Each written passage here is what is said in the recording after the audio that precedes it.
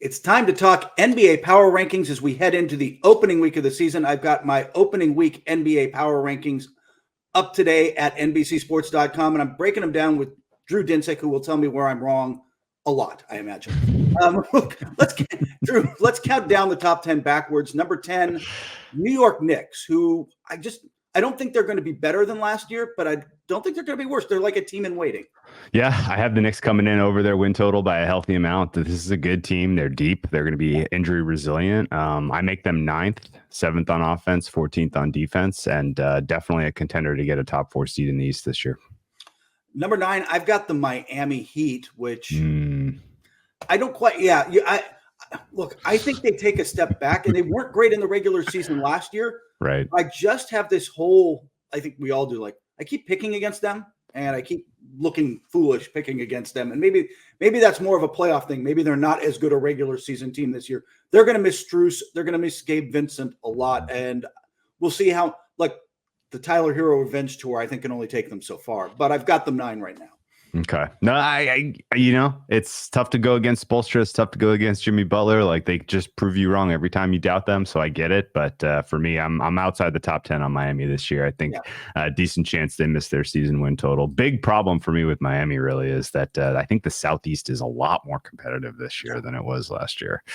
You don't have teams obviously tanking and trying to integrate really young players, on the fly here. So they could be in for a dogfight in the Southeast. But I take no major exceptions there. No, and by the way, speaking of teams that have fallen out, and this is the other conference, I had the Grizzlies. In fact, much higher than this, and they've fallen out of the top 10. I think losing Steven Adams for the season is that big a blow because it forces Jaren Jackson Jr. to play the 5. And also, by the way, I still think if they come together in the second half of the season. Not having Ja Morant for the first 25 games, you're trying to tread water. I think that's completely fair. Yeah. Number 8, I don't quite know what's going on. Philadelphia 76ers. Obviously, the James Harden shaped cloud hangs over this team, as we've written about roughly 6 million times over the summer here at NBC Sports. Mm-hmm. Still a good team. Still got the reigning MVP in Joel Embiid, who's motivated. Tyrese Maxey should take a step forward. Tobias Harris might look better in Nick Nurse's offense. They're going to be good. They're not a threat to the top 2, but they're good, Drew. Yeah, no, I think that's completely fair to have them in the top 10. They're number 10 for me. I'm projecting their season win total to come in just under 50, and this is assuming that Harden does not make a single start for the Sixers this year. They may ultimately accumulate enough assets in whatever deal they make for Harden to go out and get a superstar in the back half of the season. So this is a team to watch, certainly. And Daryl Morey is a guy that is a mover and shaker that is capable of putting together a competitive product. And Nick Nurse is a coach I've always had a huge affinity for. So I wouldn't rule the Sixers out of contention in the East at all, but certainly they are 16th on offense right now as currently rostered for me, 5th on defense. And so I think they're going to have to get it done ugly if they're going to be winning without Harden this year. Yeah. And the Harden situation is just, I think you've got enough veterans on the team. They'll know how to play through it. It's another distraction, another problem. And it caused us to say things I never thought I'd have to say, like untouchable Terrence Mann. Number 7, your Los Angeles Lakers. Not necessarily yours, Drew, just the general Los Angeles Lakers.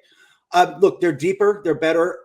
How far they go this season depends on the health and of LeBron James and Anthony Davis, and getting them to the playoffs healthy and having them be top 15 players. But they've got the depth to get through the regular season now and still win games without leaning on them quite as heavily. Yeah, I think this is a good ranking. I make them 6th. The Lakers are good. This is probably a top 10 defense, over the balance of the season, maybe top 5. And I think what you saw from them offensively, particularly as they kind of figured out what they had and some of their movable pieces to put, to kind of build around LeBron and AD. It was quite cool to see them grow in the postseason last year. It's, and anytime you grow in a crucible like that, I think you can kind of come in and be a little bit of a surprise story the next season. So right now I have them top 10 offense, but that has upside. And again, as we mentioned, they could be a top 5 defense. And I'll tell you, when you listen to coaches, like not even pregame, you talk to players and coaches from other opposing teams against the Lakers second half of last year after the game, they'd all do the same thing. They're just big. They're long. They're like the size of the Lakers threw people off defensively. There's a couple other teams that do that, but the Lakers are just bigger and longer than you expect, and it kind of throws teams off. Number 6, I've got the Golden State Warriors. What feels like the last run for them. Maybe Klay Thompson's back, maybe not, but Bob Myers leaving felt like it's feeling like the end of an era there, and they make a little push. I guess the question is just how much Chris Paul, can he stay healthy, and how much does he help that second unit? Because if he does help that second unit, they're a pretty good regular season team. Yeah, absolutely. And also, how long do we have to wait to see Draymond Green back in the fold? Yeah. Is that an extended absence, or is this just first couple of games type of thing? I don't have a good read on that situation at all. This is the hardest team for me to rank. I'll be honest with you. Yeah. If you put some of all the parts, top 3. Yeah. Really. I mean, Curry is still at an elite level offensively, and they've added the addition of Chris Paul. He's still got something. He can't carry an offense, and I don't exactly see how he fits with these pieces. But Kerr's obviously got the experience, and any kind of veteran addition, and should be helpful for that second unit. So I can't go against you here, putting them at 6. The numbers say they should be higher, but in the back of my head, some of the fit questions are enough, I think, to ding them into this range. So 6 is fair.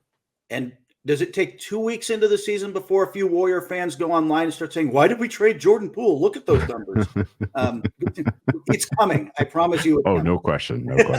Yeah. Number 5, a team I'm just high on. Plus, they had a really good regular season, 51-win regular season last year. But I think it's taking a step forward. The Cleveland Cavaliers, I think an elite defense. Evan Mobley takes a step forward. Max Strus fills a need at the 3.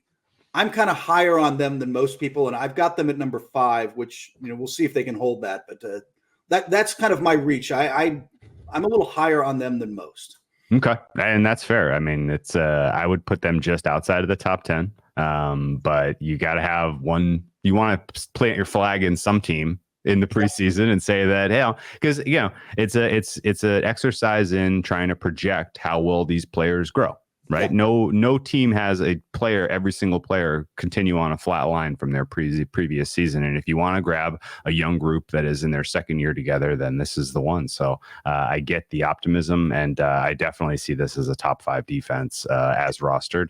The big question is, can they crack the top 10 offensively, which is what they're going to have to do to be a top 5 team, in my opinion. Who do you like? Who do you like as a team that just kind of surprises everybody this year, being better than we thought, or better? Well, my numbers of the teams you haven't mentioned yet. Yeah, my numbers like the Clippers and the Timberwolves to be kind of in the mix here, and I think some of that is maybe legacy. I mean, anytime you're really hanging your hat on Paul George and Kawhi finding form that we haven't seen in several years is a little spooky. Anytime you're thinking that all of a sudden they're going to figure out the right way to use Rudy Gobert in Minnesota, like maybe they don't, maybe he's done. And so I think it's a little, those are a little fragile in terms of like predictions, I guess. But my numbers, at least as those really likes those rosters, and I like those coaches. Or at least, Ty Lue's a guy I'll go to war with any day. So, yeah. I have Minnesota 11th and seriously considered bumping them up a couple of spots. Like, I think they're going to have a strong year. I think that they're, like I said, I think they figure some things out. They probably eventually still have to trade Karl Anthony Towns financially, but that makes sense. We'll see what happens, but I think they'll be dangerous this year. The Clippers, get them just off the bandwagon. I'm going to go to a ton. I love going and watching Clipper games. I think that they're going to be a fascinating story. I'll be at a ton this year out here in LA, but I can't get on the bandwagon anymore. Okay. You burned too many times. Yeah. Okay. That bandwagon has broken down too many times for me to jump back on. Number 4, Phoenix Suns. Whatever you think of their postseason chances, and I'm high on them. I've got them going to the finals, but whatever you think of their postseason chances and their defense, they're going to win a lot of regular season games with Kevin Durant, Devin Booker, and Bradley Beal. So I've got them number 4. Yeah, your top 4. If you haven't already figured it out, we agree. Yeah, this is the right top 4. Phoenix is right at 4, and I think the big question surrounding the Suns, clearly a top 3 offense. maybe a top 1 offense. The big question is, can Frank Vogel get these guys to play defense? He's going to try. And look, I'm a fan of Frank Vogel. He's a good defensive coach, but you got to. It's a chopped box, man. You look at that thing and you're like, what can I make out of this? So yeah. I have Phoenix as the number 2 seed in the Western Conference, and I have them as a type of team that I will happily bet on them as underdogs, and I will not be laying the points with the Suns this year. Thank you very much. Number 3, the Milwaukee Bucks. Not a shock there. They're going to be very good with Damian Lillard and Giannis Antetokounmpo. I expect like an MVP level season from Giannis, and I think the only question with them long term is just really depth, right? Like they're just the guys they've got. Connaughton, the guys they've got there are good, but do they have enough of them? If they can get to the playoffs, to get through the 82, I feel like if they can get to the playoffs and shrink this to a 7-man rotation, they're a threat, obviously. Yeah, I think that's basically the vision. And I mean, they're gambling. I have a 1 or 2 year window to do it with these guys. They need a healthy season out of Chris Middleton, but if he is healthy now as the third banana, all of a sudden he's going to have a lot more opportunity to not have to create for himself, which is exciting for him, I'm sure. Defense still should be just fine, anchored by Brook Lopez and Giannis. And I think you've raised your half-court offense's expectations significantly with the Dame Lillard trade. Only reason not to, for me at least, I have no exposure to the Bucks winning anything this year, and some of that is because they changed coaches. Budenholzer out, Adrian Griffin in. I mean, if he figures it out in his very first go in the playoffs, that would be pretty spectacular. And I'm not doubting that he will be able to do it, but I kind of need to pay to see it. Yeah, and losing Terry Stotts, who had set up their offense, and he kind of walked away. That's a blow. By the way, I think you're spot on. They've got 2 or 3 years, and not only is part of this roster going to age out, but all those other NBA teams looking to poach a superstar. Sure. They're just vultures circling. They think it's a few years away now, but they think he resigns next summer, but they also don't think he finishes that contract. So we'll see. Number 2, kind of hard not to go with the Boston Celtics here. The other team in the East, kind of a coin flip, isn't it? With them, I picked Boston. You picked Boston. Both of us kind of like them a little better as a team, maybe, than the Bucks to go to the finals. But it's going to be close, and both of those teams are it's head and shoulders above everybody else in the East. Yeah, and I think the reason you have to have a little bit of optimism for the Celtics, the East is weak relative to the West. Yes. Okay. It's not. There's just not as many. There are more winnable games on your schedule by definition, and I think the fact that you have a little bit of a deeper team, the fact that you have some redundancy at some positions, and you can withstand some injuries more so than the Bucks can, that gives you the inside track to win more regular season games and to get the 1 seed. And if you have 2 teams that are as close as the Bucks and the Celtics, and one of them has home court in the Eastern Conference Finals, that's the team that you obviously predict to win. So it's going to be pretty narrow. It's pretty light, low confidence, but I agree. You have to have Boston as a top 2 power rated team right now. And I mean, there are some numbers, there are some systems that are going to come up with them as number 1 over Denver, just based on the personnel that they're running out there. And, they've gambled as well. It feels like the subtraction of Marcus Smart, the addition of Drew Holiday feels like a net plus for Boston. The addition of Porzingis and the subtraction of Robert Williams is probably assuming he stays healthy, a decent net positive for the Celtics. And if they can get kind of decent bench production out of some of their role players from last year, in the absence of Brogdon, I think that they're going to be just fine. Second time around for Joe Mazzulla. Now he has a full season of kind of getting the staff he wants together. Like there's just a lot of positives you can point to about this team, and maybe where expectations could be a little bit high, but I think it's fair. Yeah, well, the expectations were high last year. I think I don't say better coaching staff, better fit coaching staff for him, not just having to kind of take on Udoka's guys and kind of power through the season is going to be better for them. And I wasn't sold on the Porzingis thing when it happened, but I got to say it's preseason, grains of salt. It looked good. They look good. They looked really good with him in the preseason. And if that clicks, watch out. Number 1, Denver Nuggets. Look, my book. If you're doing power rankings, you won the championship the season before. You start the next year on top of the power rankings, unless you're owned by Mark Cuban and he decides to blow you up in the offseason for reasons nobody fully understands to this day.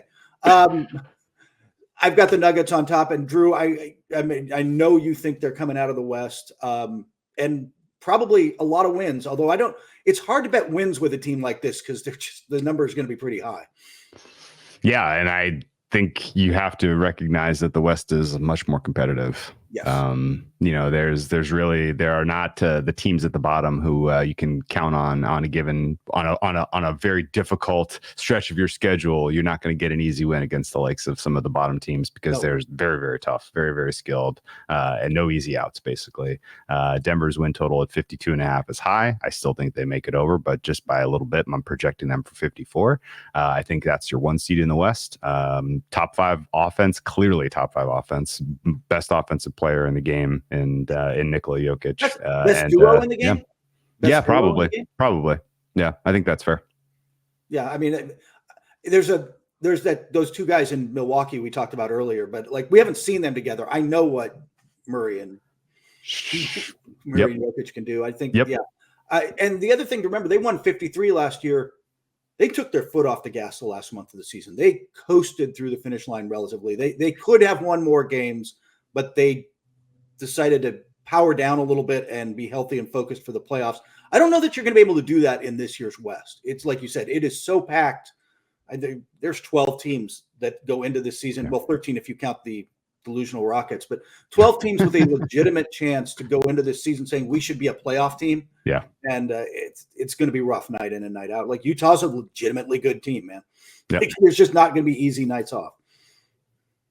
I completely agree with you. And I think for that reason, you just have to be a little bit more conscientious about it. Could be a tougher path for them to get there. And sometimes when your path is tougher, you're not as, you're not as sharp when you get to that point. Last year, I felt like they were definitely the beneficiaries of a relatively easy path in the playoffs, specifically relative to the Heat, who had to fight tooth and nail, 2 7-game series, 7-game series against the Celtics on the eve of the finals. Really, I think hurt them. So, it's pretty fun, clear way to delineate everybody, and I think it's going to be tough to knock the top 4 off as we go through this week by week.